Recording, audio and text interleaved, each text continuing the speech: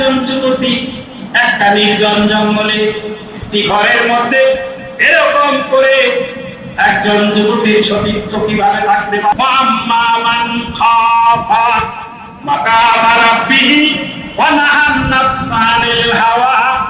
যুবক কোরআন কারীমের আয়াত তেলাওয়াত করে তিনি বললেন, চ্যানেল ঝাড়ফুঁক চিকিৎসা, সকল রোগের শিফা, কোরআনের শিফা। সাবস্ক্রাইব করুন এবং পাশে থাকুন। ধন্যবাদ। জমিদারি শাসন, জমিদারের এক ছেলে আর এক মেয়ে, আখিরাতের প্রতি ঈমান থাকলে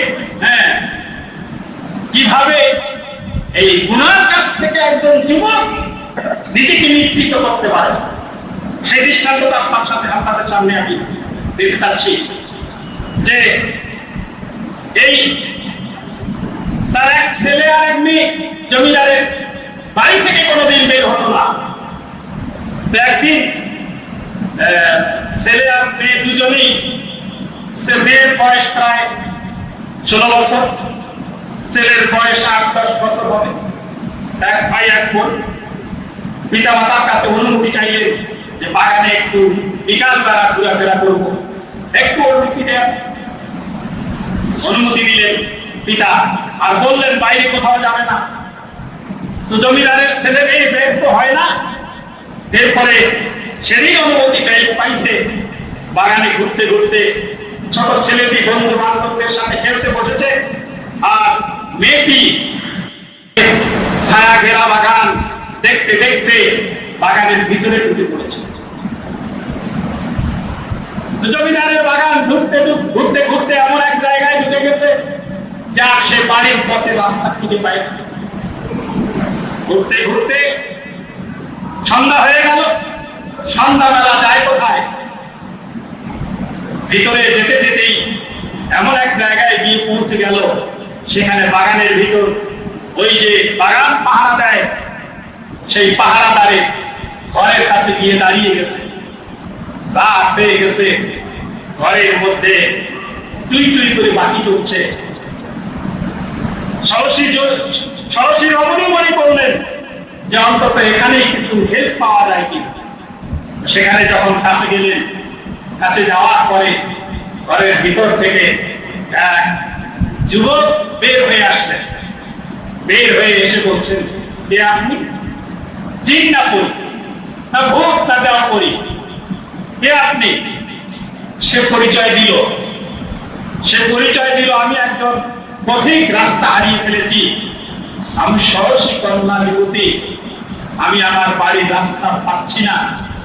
যদি রাতটা আপনার এখানে আমি থাকতাম, আর আগামীকাল সকালবেলা সেখান থেকে আমি আমার বাড়ির দিকে রওনা দিতাম।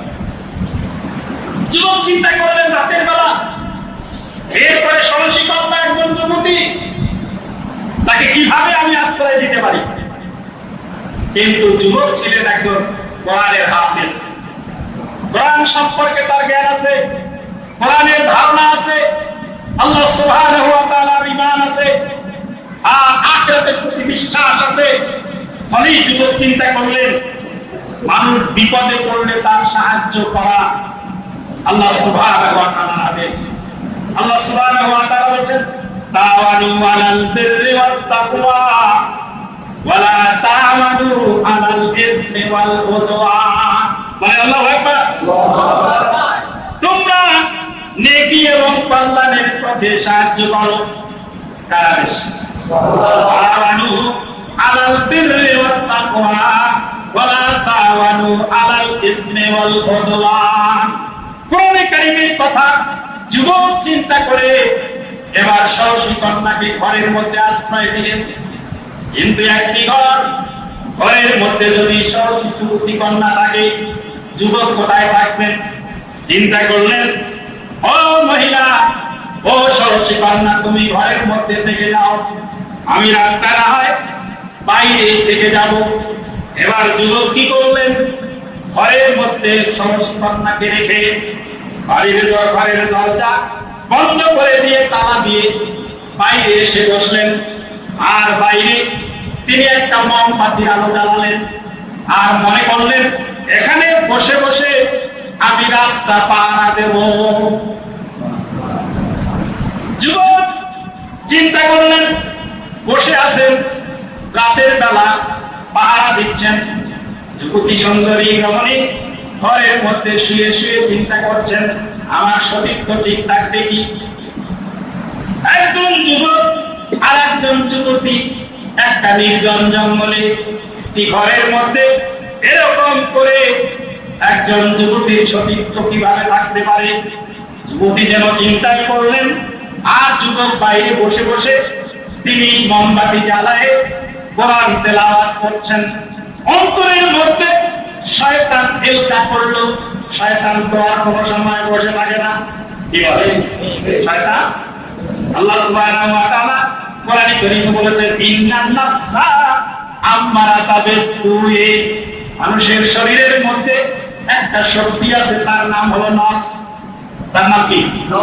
নফস। এই নফস সব সময় মানুষকে খারাপ কাজের দিকে উদ্বুদ্ধ করে। আল্লাহ সুবহানাহু ওয়া তাআলা মানুষের এই শরীরটা তৈরি করে দুটা শক্তি দিয়েছেন। একটার নাম হলো নফস, আরেকটার নাম হলো রূহ। তাহলে এই যুবক কোরআন পড়তে লাগে। হ্যাঁ, কোরআন পড়তে শয়তান কিন্তু ভিতরে ওয়াসওয়াসা দিল। ইন্নান নাফসা আমারাতা বিসসুই। মানুষের শরীরের মধ্যে একটা শক্তি আছে যার নাম নফস। আল্লাহ সুবহানাহু ওয়া তাআলা নফসে আমারাতা কথা বলেছেন। হ্যাঁ, সব সময় খারাপ কাজের দিকে উদ্বুদ্ধ করে। এই আয়াতটি আছে সূরা ইউসুফের মধ্যে। ইউসুফ এবং জুলাইখার সাক্ষাতের সময় এই কথাটাকে কেউ বলছেন, কোরআন মুফাসসির বলছেন এটা হলো জুলাইখার উক্তি, কেউ বলেছেন এটা ইউসুফের উক্তি। আল্লাহ কোরআনে কোট করেছেন। হ্যাঁ, যুবক কোরআন তেলাওয়াত করছেন। যুবকের সম্পর্ক কার সাথে? কোরআনের সাথে। এরপরও শয়তান মনের মধ্যে এটাই তো একটা চান্স, জীবনের চান্স কিন্তু বারবার আসে না।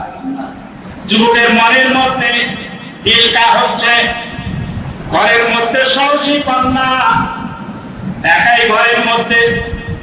যুবক কি করলেন? এবার নফস তাকে উদ্বুদ্ধ করতে লাগলো। কি খারাপ কাজ করার জন্য নফস বলে, কি বলে না? চল রে যাই অঙ্কের গাছের জাত পাড়ে নিয়ে আসে।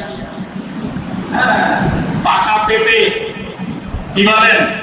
হ্যাঁ, এরপরে দেখবেন নফস থেকে, বিবেক থেকে একটা বাধা দেয়, এ যদি ধরা পড়ি। হয়তো এরকম এই বাধাটা কে দেয় বলেন তো? বিবেক। আমরা কিন্তু বিবেকের মতো চলতে পারি না, ওই যে আবেগে। নফস বলে কে রাই তো যাই দেখেছে, চলে গেল। সম্মানিত উপস্থিতি, যুবক এরকম চিন্তা করতে লাগলে চান্স জীবনে একবারই আসে। এই মনে করে পকেট থেকে তার চাবিটা বের করলেন। চাবি বের করে দরজাটা খোলার জন্য চাবিটা ঢুকালেন তালার মধ্যে। আগের তালা তো, এখনকার তালা 1000 বছর আগে ঘটনা করতেছে। তালা এরকম ঘুরাতে হবে, চাবি ঘুরাতে হবে।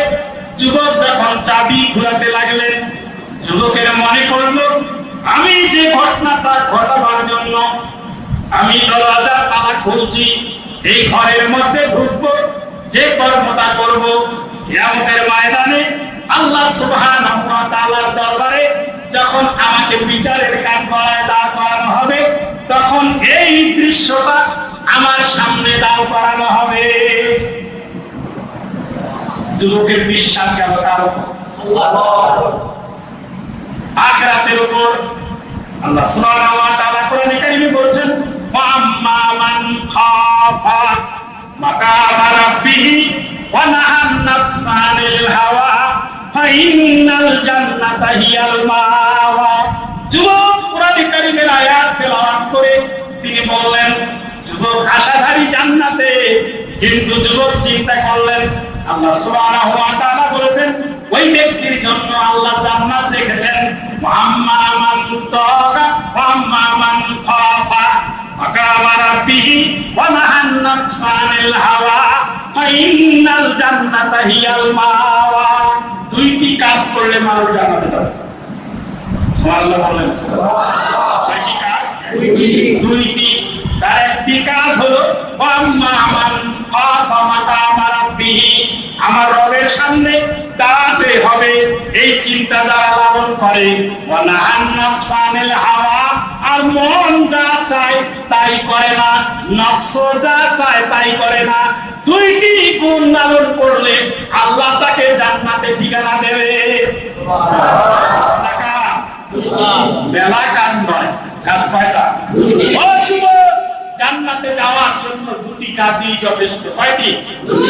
একটি হলো আমার প্রত্যেকটি কর্মের জন্য দাঁড়াতে হবে কার কাছে? আর নফস যা চায় তাই। ওয়ানাহান নাফসা আনিল হাওয়া ইন্নাল জান্নাতা হিয়াল মাওয়া। আল্লাহ সুবহানাহু ওয়া তাআলা বলেন ওই ব্যক্তির ঠিকানা হলো জান্নাত।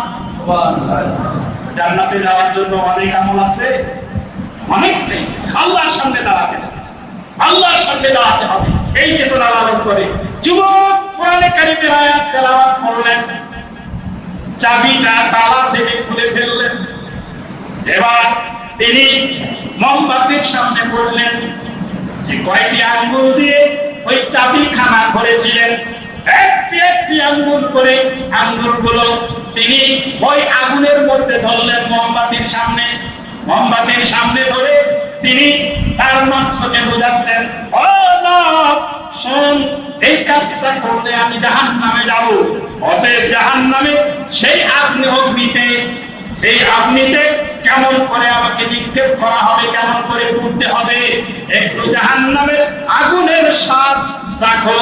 এই বলে একটি আঙ্গুল তিনি অগ্নির মধ্যে ধরলেন, আগুনের মধ্যে ধরলেন, এরকম করে দ্বিতীয়টি ধরলেন, এরকম করে তৃতীয়টি ধরলেন। তিনি কষ্ট পাচ্ছেন এবং নফসকে বুঝাচ্ছেন এতটুকু কষ্ট সহ্য করতে পারছো না, কিন্তু কিয়ামতের ময়দানে বিচারের ফায়সালায় যখন জাহান্নামে নিক্ষেপ করা হবে, ওই জাহান্নামে তুমি কেমন করে জ্বলবে। তাহলে যুবক চিন্তা করলো কিসের কথা? আখিরাতের কথা। আর তিনি সত্যায়ন করলেন কি দিয়ে? কোরআন দিয়ে। কি দিয়ে? কোরআন দিয়ে, কোরআনের আয়াত দিয়ে সত্যায়ন করলেন। যদি জান্নাত যেতে চাই তাহলে আল্লাহর সামনে সেদিন দাঁড়াতে হবে, অতএব এই কাজটা সেদিন আমার সামনে পেশ করা হবে। যুবক নিবৃত হলেন, রাত কেটে গেল, সকালবেলা হলো। সকালবেলা এবার দরজা খুলে দিয়ে ষোড়শী কন্যাকে এবার তিনি বললেন যে বোন, জানি না কোথায় তোমার বাড়ি, কি পরিচয়, আমি তো কিছু জানি না। তুমি যদি এখন যেতে চাও তাহলে তুমি আমাকে বলো, আমি তোমার ঠিকানায় পৌঁছায় নিয়ে আসি। ষোড়শী কন্যা এবার বের হয়ে যুবককে বলছেন, যুবক তুমি আমাকে জমিদারের বাড়ির রাস্তাটা দেখায়। সুবহানাল্লাহ। লম্বা আলোচনা আছে এই ঘটনার পিছনে, আমি সেদিকে যাব না। আমি বলছিলাম এই যুবক সুন্দরী রমণীকে রাতের বেলা একা পেয়ে তার কাছে যায় নাই, কিসের ভয়ে? কিসের ভয়ে?